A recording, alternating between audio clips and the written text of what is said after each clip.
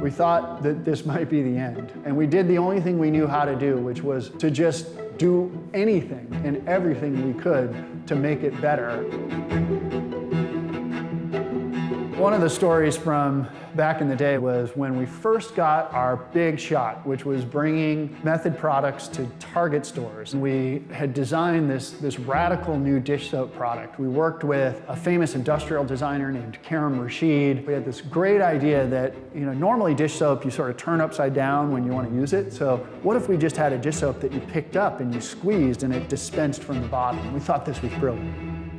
Well, the problem was that when consumers picked it up off the shelf, they didn't quite know what it was, and so they were trying to take the cap off to smell it, and they would take the cap off and then put it back on the shelf without sort of properly sealing it, and then because it was upside down, it would just sort of drip, drip, drip dish soap down over all of the product that we had on that display. I thought, this might be the end. But what it really taught us was perseverance.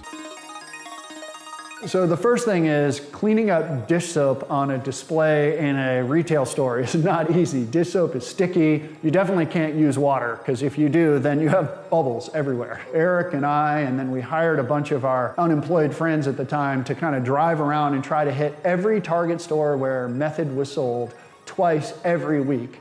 And the routine was go in there, you spend an hour just wiping down every single bottle one by one. We actually had a little retrofit that we had designed by that point to prevent that from happening again. I still don't know how it ended up working out, but we ended up doing just enough to be successful and then ultimately go national at Target.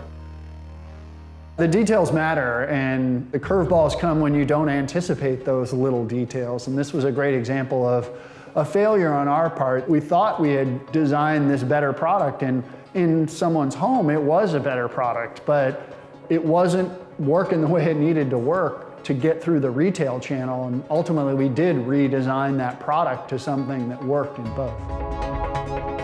It's easy to get lost in everything that needs to be done on a business, and how are we going to succeed, and how can we go from being really small today to being something much larger in the future.